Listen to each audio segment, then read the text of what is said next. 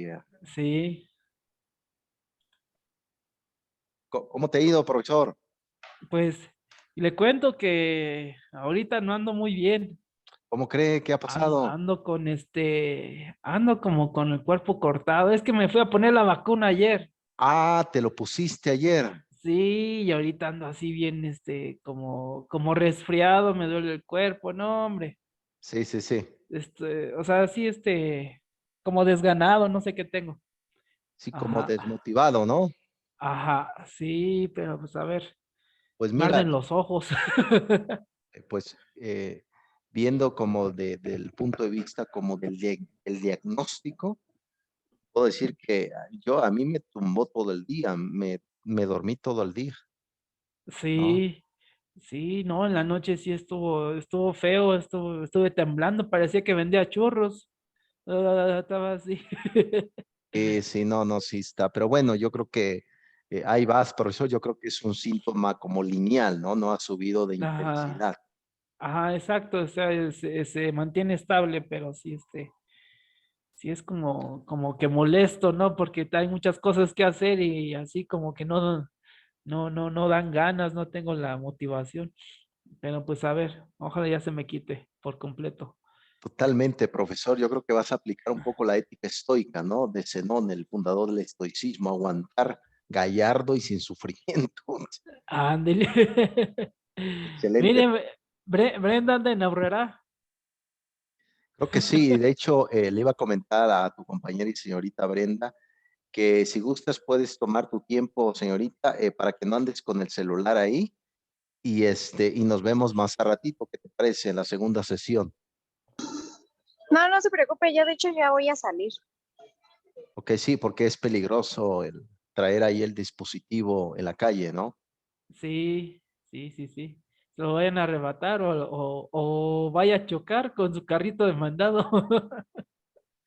Pues qué Sí. bueno que el Con las humor, motos, oye, y sirve que me llevo una. Ah, pues bueno, profesor Daniel, qué bueno que el humor sigue todavía vigente en ti. sí. Eso es bueno.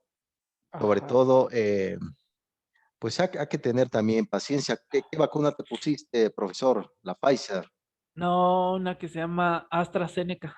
AstraZeneca, la primera dosis. Sí. Ajá. Sí, no, y ayer como si nada, bueno, cuando salí de la vacunación, todo tranquilo. Me dijeron, ¿no sientes nada? No, no siento nada, pero en la noche, maestro, como a las 12 una, Sí, sí, sí. ya me empezó a poner con temperatura, con mucho frío, escalofríos.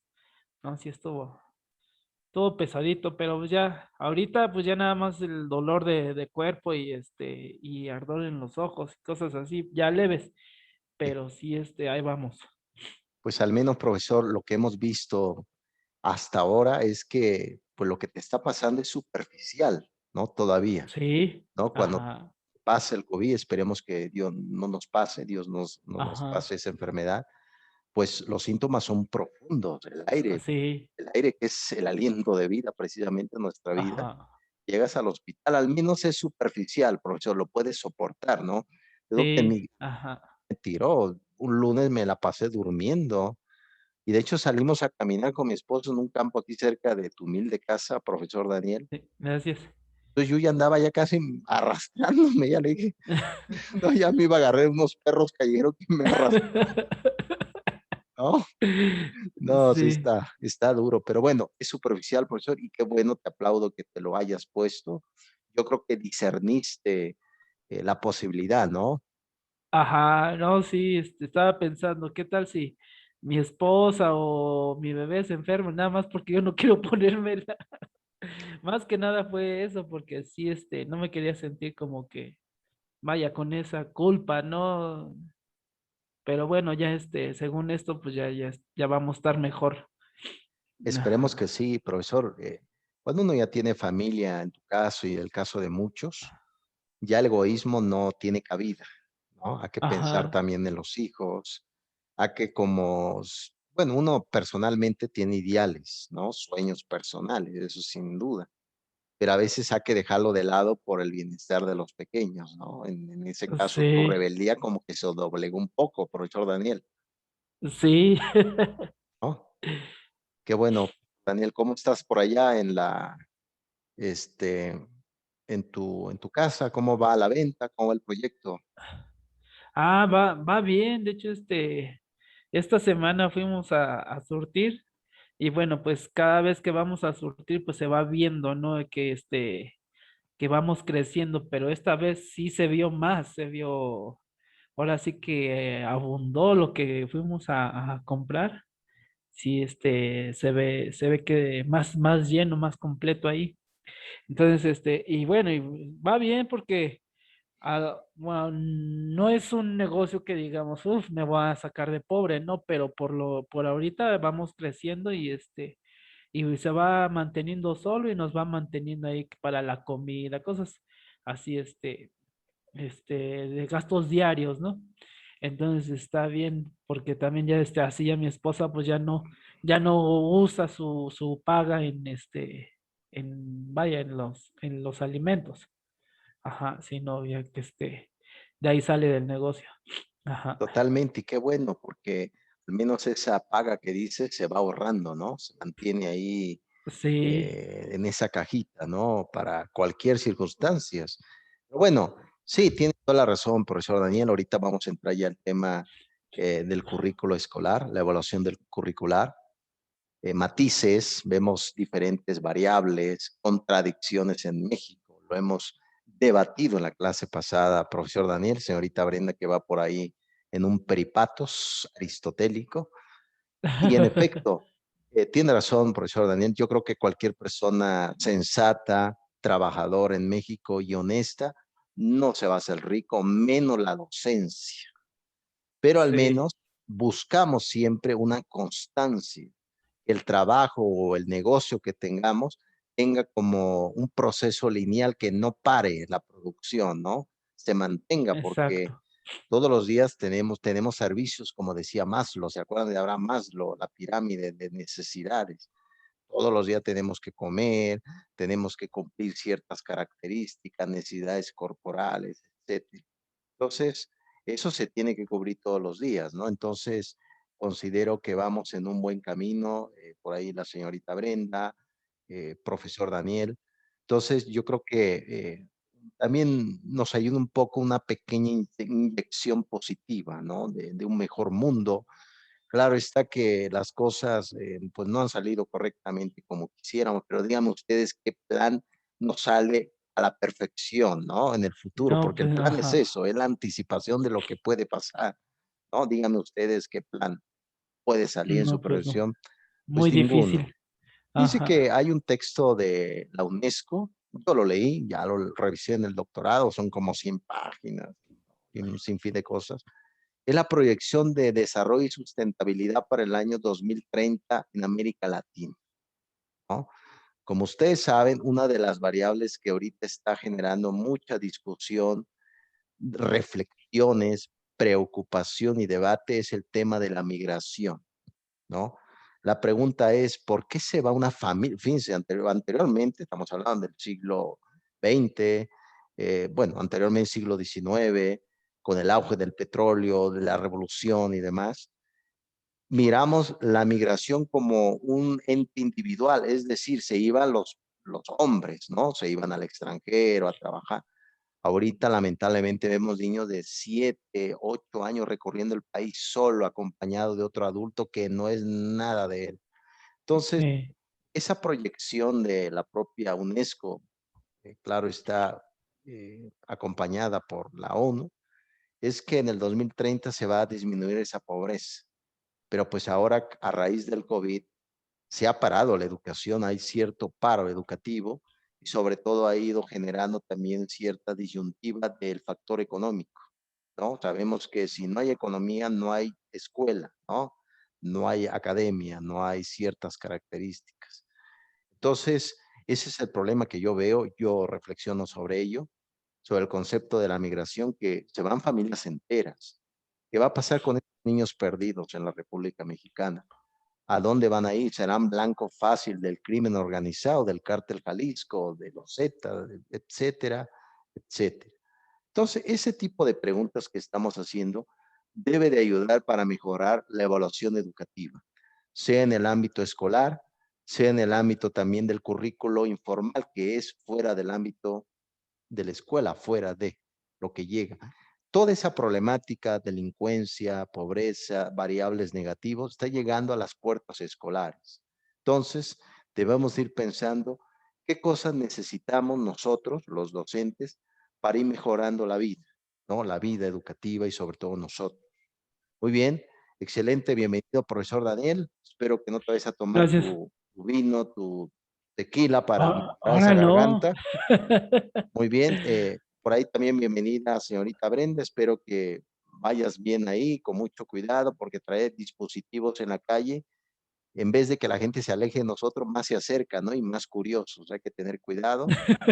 Le doy también la cordial bienvenida a la profesora Gaby, que se mantiene muy espartana desde su casa, muy, pues, muy estoica totalmente. Bienvenida, profesora Gaby.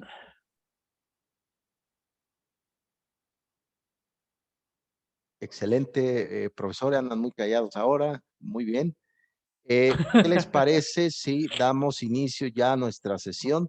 Recuerden bien que, como comentó en su momento Richard Wagner, que fue amigo de Federico Nietzsche, un filósofo del siglo XX, claro, entrando el siglo XX, el filósofo alemán. De hecho, nada más, estoy haciendo un pequeño apostillado, un paréntesis, se me está yendo las cabras, no, no, no. Precisamente como comentó Richard Wagner, estamos en el ocaso de los dioses, en este caso en el ocaso ya de nuestra materia, porque pronto vamos a terminar, ¿no? Entonces, no pierdan de vista eso. Por cierto, no sé si será una mala noticia para usted, pero para mí es buena noticia. Ya está el estudio de caso en la plataforma. Puse 3 análisis de caso donde van a ver algunas dificultades directivas, algunas dificultades didácticas de un docente por ahí. Esas son cosas que yo lo inventé desde acá, pero tiene mucho que ver con lo que estamos viviendo. ¿Por qué? Porque donde hablamos, por ejemplo, de la materia de educación a distancia, evaluación curricular, habilidades docentes, todo se reduce en un término: aprender a resolver problemas, ¿no? Yo creo que la vida está hecho con esos matices y eso es importante. Entonces, en la plataforma, profesores, ya está 3 análisis de caso que lo tienen que hacer, me lo tienen que enviar entre lunes y martes. Ahí está ya lo que es el calendario y con base a eso los voy a evaluar. Usted dirá, oye, a lo mejor la profesora Gaby va a decir, profesor, yo soy positivista, ¿por qué no hizo una evaluación de opción múltiple? Yo busco también, al igual que la evaluación, alternativas de cómo obtener un resultado, ¿no? Si estamos hablando de innovación y sigo manejando estos reactivos tipo Ceneval, tipo EGEL, pues yo creo que andamos como una de las tortugas, ¿no? Dando pasos, pero regresamos hacia atrás. Muy bien, Pero profesor. no va a venir el caso de Carmelo, ¿verdad? Porque si no ya nos reprobó. El caso de Carmelo. ¿Quién Carmelo, profesora? Por el que reprobaron a todos de la UCICAM. Ah, sí, tiene razón. Entonces no vaya a venir ese estudio, profe, porque en definitiva ya le digo que ya reprobamos. Exactamente, sí, totalmente. No, y eso es un dilema fuertísimo porque pues se tiene que volver a hacer, ¿no? Igual está todo detenido ese proceso que comentas, profesora Gaby. ¿Usted ya sabía de ese caso, profesor Daniel, señorita Brenda? No, ahora sí que nunca había escuchado ¿Quieres de él. compartirlo, profesora Gaby, a grandes rasgos? Nada más no te vayas a tardar 1 hora, nada más 1 minuto. Es que hay que analizarlos desde el punto objetivo, positivo y todo, positivo, negativo y demás. Dice Bueno, Gaby, de una vez lo analizamos aquí, ya no hacemos la otra tarea. ándale, ya no hacemos el examen, exactamente. Tienes razón. Bueno, pues resulta que este es un niño Carmelo que vivía en un área económicamente pobre. Sus papás trabajaban, su mamá trabajaba. Llegó el momento en que la mamá no lo puede sostener, ¿no? Entonces él faltaba mucho porque, pues, yo creo, me imagino, ¿no? Que tenía que cuidar en casa o tenía que salir a trabajar, alguna de esas opciones. Entonces el chiste es de que dejaba de ir a la escuela y en la escuela obviamente los directivos le decían al profesor que había de que cómo hacer los profesores para que los niños regresaran a clase o no se fueran, ¿no? que cómo se podía hacer, en este caso, cómo podíamos retener a los niños, ¿no? Pero pues muchos decían, bueno, pues si es el lado económico, pues no se les puede ayudar a menos que lo mantenga uno, ¿no? Entonces hubo muchos factores ahí en ese sentido y tú tenías que describir, como profesor y como tu punto de vista, del lado, de la educación, cómo podrías hacerle, cómo en ese estudio, cómo se puede analizar para que el niño no se fuera o cómo se le puede hacer. Pero bueno, tenía muchas características y creo que les preguntaban exactamente como que la característica del mentado Carmelo. Entonces todos vieron el video, pero nunca se percataron de ciertamente, o sea, vieron videos y todo eso, pero nunca se percataron de ciertos detalles que les preguntaban ahí. Entonces, pues ellos lo tomaron así como que, pues es un video como los demás casos y hasta ahí. Entonces en el examen ya vino exactamente que el estudio, que cómo era, y al final según la respuesta que era el nivel socioeconómico. Esa era la respuesta y los demás detalles que venían del mentado Carmelo. Entonces, pues nadie en estudio y creo que ese llevaba un buen valor de puntos ese caso. Entonces, pues todos estaban enojados porque pues nunca vieron al mentado Carmelo, ni le hicieron caso. Esa fue la triste historia. Suena como si fuera, perdón por decirlo, profesores, suena como si fuera una historia, pero de eh, leyenda negra en México, ¿no? Suena como esa concepción. Fíjense que curioso, recuerden que hay muchos paradigmas educativos. Uno de esos paradigmas es el aprendizaje basado en problemas, ¿no? Que estamos expresando, el aprendizaje basado en el pensamiento, que lo vimos con el propio Mal Prescott, etcétera, Richard Gerber y demás, ¿no? Y hay diferentes aprendizaje basado en ser, basado en hacer, etcétera. Son muchos paradigmas, profesora Gaby. Pero llevar casos a lo mejor hipotéticos, pero no por eso pierde sentido realista. Y llevarlo al aula para poder resolverlo, ¿no? En el caso de esta historia que cuentas, profesora Gaby. No, curioso, es como esta templanza de la vida, pero bueno, al final de cuentas eso es, profesores. Excelente, pues muy bien. Ya tienen sus 3 análisis de caso. Necesito que den respuesta a ello, algunas propuestas también de trabajo y con base a eso los voy a evaluar. Si alguien quiere y es de escuela clásica, con gusto le aplico un examen de 100 reactivos, modelo Ceneval. Si gustan, adelante. Profesora Gaby, creo que está decidida a aventarse un examen de 100 preguntas. Yo lo hago de 200 y no, mejor así me quedo con el caso para no entrar en discusión. No, ya es demasiado realmente. Es increíble. Pues muy bien, profesora Gaby, bienvenidos, profesores. Hagamos esta sesión, yo creo, flexible, reflexiva sobre todo, y el análisis que vayamos haciendo. Muy bien, haciendo como un recalentado, una reminiscencia, como se le dice en griego. Hemos visto que el currículo escolar es todo lo que acontece en el aula, ¿no? Es todo lo que acontece en la escuela, de administrativos, docentes, estudiantes, hasta los mismos guardias de seguridad que están en la entrada, la recepcionista, todo eso es el currículo escolar. Sabemos muy bien que evaluar no solamente se reduce al aula, se tiene que evaluar también la infraestructura, evaluar a los coordinadores. Yo creo que eso hace falta en nuestra escuela, ¿no? Hacer una evaluación a los coordinadores, ¿no? Para ver si están haciendo bien su función o no. Eso es precisamente el sentir.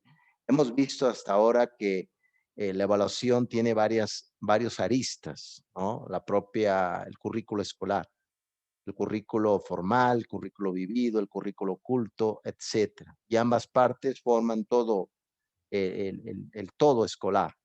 Y hemos también comprendido que en México ha habido también propuestas. De hecho, el artículo que le puse ya, hoy vamos a revisar una revista de la Iberoamericana. Recuerden que la Ibero lo fundó la Compañía de Jesús. Aquí en México, ya se fue gestando a partir del siglo XIX. La Compañía de Jesús es de 1540 en Francia. Entonces, vamos a ir viendo qué es lo que propone estos actores con base a la evaluación de la vida profesionista, la vida de un profesor. Sabemos muy bien que actualmente con la nueva reforma educativa y los nuevos lineamientos que se ha tenido en la SEP, actualmente el magisterio ya no tiene ciertas características verticales, sino es horizontal ahora, ¿no? El aprendizaje horizontal, la forma como uno puede ir entrando, inclusive el profesor Daniel, la profesora Gaby o la señorita Brenda, ustedes pueden competir inclusive para tener una plaza dentro del magisterio, ¿no? Claro está, con base a ciertas características evaluativas de la evaluación. Pero bueno, pide ciertos perfiles, ¿no, profesor Daniel? El perfil de tener una carrera en educación como mínimo, ¿no, profesor Daniel? ¿Qué me cuenta sobre eso? Sí, de hecho, ya yo, bueno, anteriormente con Peña Nieto sí podía haber entrado, pero en ese momento todavía no tenía mi título y pues ya no pude entrar. Y ahora con Obrador, pues ya definitivamente si no tienes el perfil en educación o algún perfil parecido, pues no puedes entrar. Entonces sí ha estado muy difícil. Sí, sobre todo si quieres, claro está que hay ciertas categorías, ¿no? Para entrar dentro del magisterio, si quieres ser, por ejemplo, supervisor, director de una secundaria, como mínimo te piden una licenciatura y enfocado en la educación, ¿no? En esa rama. Tenías toda la razón. Bendito Peña Nieto que ya no está presente, ¿no? Que ahorita hay una cacería de brujas brutal en la política. Parece que fuera una novela, no sé si lo han visto, una cacería de brujas impresionante que Marcelo Ebrard será el nuevo presidente o Claudia o es un embrollo terrible, digno de una novela impresionante. Yo realmente soy un gran espectador de eso y me río bastante. Pero muy bien, vamos a revisar entonces la revista Iberoamericana. El tema anterior fue precisamente el debate sobre la evaluación, algunos temas que se llevaron a cabo. ¿Ustedes cómo lo vieron? ¿Cómo lo viste, profesora Gaby, el texto anterior que fue la actividad de evaluación curricular? ¿Cómo viste estas fuentes? Porque recuerde muy bien, el currículo tiene fuentes, es decir, ríos, de dónde proviene. Claro está que su origen es muy anglosajón, pero sin embargo se está buscando desde nuestra localidad ciertas pautas para llevar a cabo un buen concepto. Pero no se les olvide esto, jóvenes profesores. La evaluación no solamente es una propiedad educativa, es una propiedad también personal. Si ustedes se hacen una evaluación a sí mismo, se pueden dar cuenta, bueno, ¿qué he hecho hasta ahora y por qué no he logrado lo que me he propuesto? Por ejemplo, yo voy a comprar algo, voy a Suburbia y digo, bueno, llevo 500 pesos y me quiero comprar un saco. A ver, voy a hacer una evaluación. ¿Me alcanzará o no? Bueno, creo que no, ¿no? Entonces, yo creo que ayuda, vean la utilidad que tiene la evaluación, no solamente en el ámbito educativo, sino para mejorar lo que somos nosotros, ¿no? Eso es importante. Bien, en la otra materia vamos a ver un poco la ventana de Johari. Traigo para ahí un código QR también donde tengo mi investigación. Recuerden que un servidor ya publicó un libro, pero nadie lo lee. Entonces yo ya publiqué un libro. Eso es lo que hace un humorístico, ¿no? Un investigador en solitario. No voy a ser como Nietzsche. De hecho, Nietzsche cuando publicó su libro en la escuela de Basilea, allá por Suiza, fue docente y demás, él publicó El origen de la tragedia, ¿no? Entonces, nadie leyó el libro, pero él lo andaba repartiendo, así voy a hacer yo, a ver, lean a Platón, el banquete, ¿no? Va a decir, pero ¿qué banquete? Es una fiesta, sí, ahí estuvieron tomando y todo, ¿no? Entonces, traigo un código QR donde ahorita les voy a pedir si lo pueden escanear, espero que se pueda hacer por esta vía, y ustedes se darán cuenta que ahí proyecta la información donde estoy yo y mi esposa, somos los creadores de 20 artículos y un libro. Pero como les he dicho, nadie lee nuestros artículos ni nadie ve estos videos que subo a YouTube. Entonces, aquí puedo maldecir, puedo decir sin fin de cosas. No, pero no lo voy a decir. Muy bien. ¿Cómo has visto el texto, profesora Gaby, en el concepto de lo que nos dice estos autores anteriormente en el libro sobre estos diálogos de la evaluación en México, sobre el concepto de lo que hemos visto? Vimos el planteamiento de la nueva reforma educativa del 2019, ¿se acuerdan? Con Esteban Montezuma. El INE, adiós, ¿no? Le cantamos las golondrinas, bye, bye. La prueba PISA, stand-by, está parada, ¿no? Entonces, listo, bueno, ¿qué vamos a hacer? ¿Cómo ves esto, profesora Gaby? ¿Quieres compartirnos algo, por favor? Bueno, yo no lo, bueno, ahorita con la lectura, lo que me llamó más la atención es, que los, la evaluación curricular, se basa desde la economía. Eso me sorprendió muchísimo porque yo no me, vaya, yo no lo había, analizado tan profundo. Entonces, desde ahí, sí empecé a como que a entender un poquito, ¿no? Que de ahí se basa desde la parte económica, la parte cultural, social, igual la alfabetización, ¿no? A partir de ahí empezaron ellos a formar, a basarse, ¿no? De lo que es la evaluación curricular.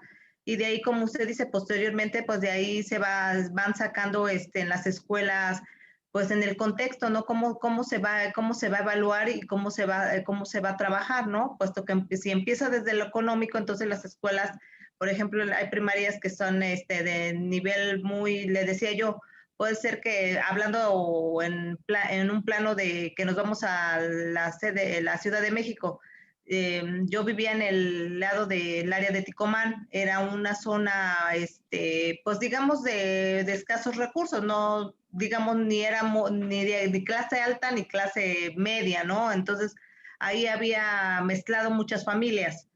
Entonces, te vas al lado de que tengo una prima que trabaja ahí en la zona de Chapultepec.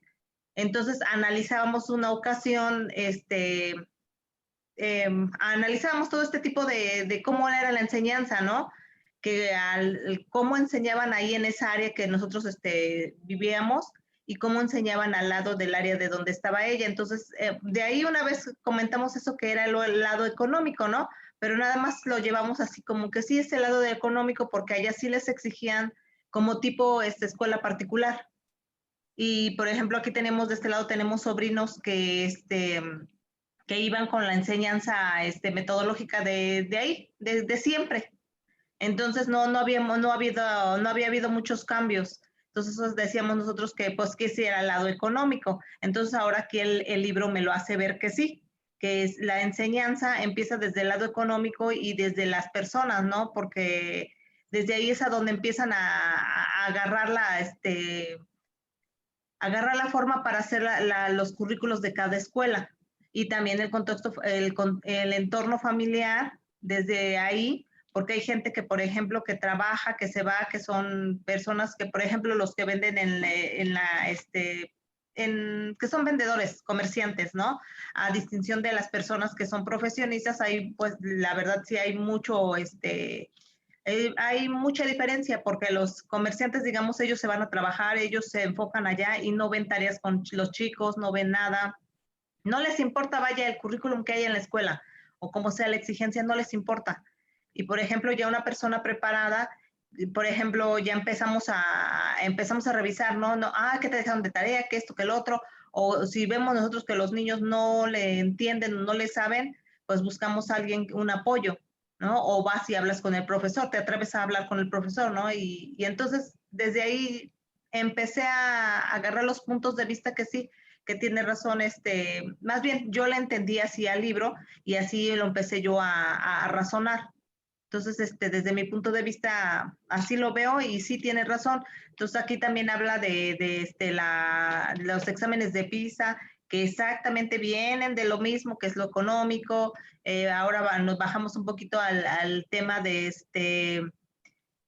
los maestros, de igual manera se les hace exámenes y igualmente estamos como los exámenes de los niños, igual dirigidos por PISA. Ahora aquí ya no es por PISA, aquí ya es del gobierno. Esa es otra cosa que me sorprendió también. O sea, son cositas que viví engañada, pero ya con este libro creo que ya me dejó un poquito más claro cómo es la situación, ¿no? Entonces, pues así yo entendí este panorama del libro. Aprecio tu punto de vista, profesora Gaby.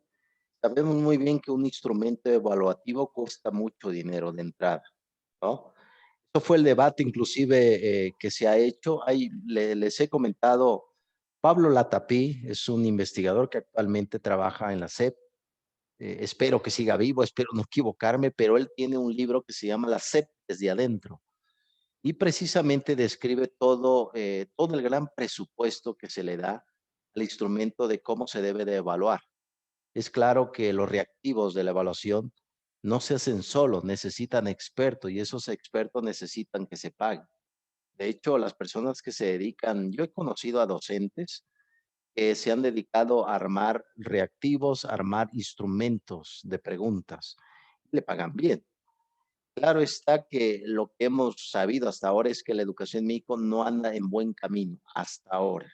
No anda en un buen camino. ¿Qué hace falta? Mejorarla en vez de evaluarla, ¿no? Parar estos instrumentos que en vez que nos ayuden, va generando conflictos en la parte de la comprensión educativa. Cuando puedan, lean a Pablo Latapí, cuando puedan, también lean a Samuel Ramos, un educador también fantástico en los siglos XX en México. También cuando puedan, lean un poco a Jaime Torres Bodet, mexicano, trabajó de la mano con Adolfo López Mateos, con los libros de texto gratuito que ahora conocemos. ¿Eso qué significa? Eso significa que el currículo escolar tiene que tener una apertura. No se debe de quedar en los muros educativos, tiene que salir fuera de esos muros. Ya lo está haciendo, pero hay que ver cuáles son los peligros de que una ama de casa esté ayudando al niño, pero ni ella misma sepa qué se está haciendo, qué actividad está realizando con el niño. ¿Por qué? Porque la Bueno, y instrucción es que se está que, dando no es totalmente clara. Adelante, señorita Brenda, te escuchamos. es que también ahí como lo menciona el libro, ¿no? Sí, Que, se hace una prueba para todos los países, siendo que todos los países pues no tienen las mismas.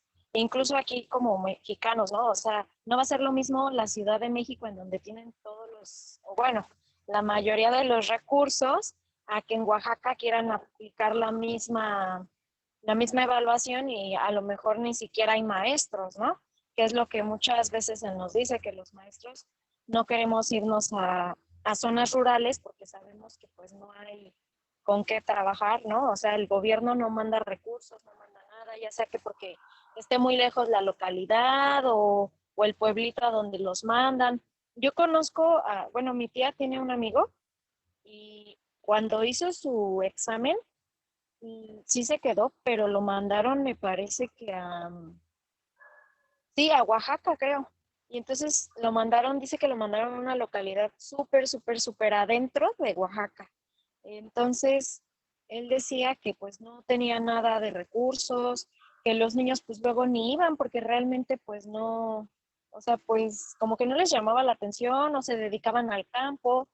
Entonces, algo que también mencionaba ahí en la lectura es que muchos de los alumnos que logramos o que estamos dentro de las escuelas son porque tienen los recursos, porque no pueden, o más bien, no tienen por qué dedicarse a otras cosas, ¿no? Como trabajar y que en cambio las personas que no han cursado muchas veces es porque pues ayudan a sus familias a llevar ingresos a casa, porque a lo mejor no se fallece la mamá o el papá y quien cuida a los hermanos. Entonces, pues sí menciona que muchos estamos como en desventaja para poder tener pues una, no sé, quizá una educación de calidad o por lo menos la educación, ¿no? totalmente, señorita Brenda. Y es que también hay que ponerlo en perspectiva. Cuando hablamos de calidad educativa, tenemos que ver también calidad de salarios docentes, ¿no? No podemos hablar de una gran calidad educativa cuando los salarios docentes están por abajo de la expectativa social, ¿no? Lo hemos ya discutido anteriormente.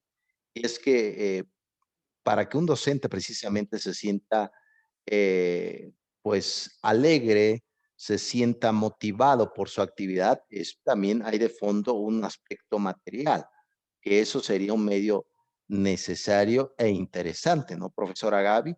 Pero sin embargo, es muy difícil. La revista iberoamericana que les dejé para la siguiente semana va a tocar temas interesantes, sobre todo va a poner ejemplos de cómo es la visión de algunos instrumentos de autoevaluación o el concepto también de la evaluación de los estudiantes hacia los maestros. A mí me han evaluado sin fin de estudiante y yo he visto el comentario que me ponen algunos me maldicen, maldigo al profesor, me estás maldiciendo, ¿no? Sin fin de cosas. Pero al final de cuentas, el concepto de la evaluación México se reduce en esto. Controlar a quién, ¿no? La pregunta, ¿quién va a controlar la evaluación? Cosa que lo vimos en el tiempo de Josefina Vázquez Mota, en el tiempo de Felipe Calderón, ¿no? 2006, 2012, tuvo Josefina Vázquez Mota, que ahí hizo por ahí un concepto de negociar con el sindicato, ¿no? Cuyo nombre no me quiero acordar, que vivía en Polanco, presa aparentemente, negoció con ella y estamos hablando del 2013 con Emilio Chaifet, un abogado también, y vemos con Aurelio Nuño también nada que ver con el ámbito educativo, que se generó, una evaluación micro se generó en esto, en control, ¿no? Ahí también hubo, bueno, si desaparece en el magisterio, la pregunta es, ¿quién va a educar a México? ¿Quién serán los profesores? Vean, ese es el gran debate que estamos viviendo. Y sobre todo, ver la otra perspectiva, bueno, ¿para qué quiero mejorar? ¿No? Si en este oficio gano más que mi profesión, ¿para qué me dedico a mi profesión? Mejor me dedico a un oficio. ¿No? Si gano más aquí, adelante. ¿No? Eso es el gran dilema que yo percibo, profesores ilustres, sobre el concepto de lo que es la evaluación en México, la evaluación curricular. Pero siempre viene esta perspectiva que en efecto siempre se buscará una mejora constante en cualquier momento, en cualquier circunstancia. Pero bueno, ese es el dilema que estamos viviendo, profesor Daniel, profesora Gaby, señorita Brenda, eso es lo que se llega a esta tarea, pero ustedes se van a quedar con un aprendizaje de esta materia. ¿Qué aprendizaje se van a quedar ustedes? Que el tema educativo no es un tema aún concluido, es un tema que se está construyendo, reconstruyendo todavía sobre algunos remiendos pedagógicos. Tú comentaste, profesora Gaby, estamos como maquillando, como si fuéramos a la estética y te ponen un maquillaje en vez de quitar toda esa parte del maquillaje anterior, estás solamente maquillando algo que se tiene que mejorar. Pero para que se mejore, se tiene que dar un buen salario docente, mejorar el magisterio y que se abra más oportunidades para los docentes que vienen desde afuera. Un debate fuertísimo. Yo creo que ahorita, ¿qué les parece, profesores? Tomemos un pequeño receso de 5 minutos. Vayan, profesor Daniel, ve a poner tu costilla al horno y ahorita regresamos y retomamos esta temática. Ahorita lo vemos, profesores. Excelente.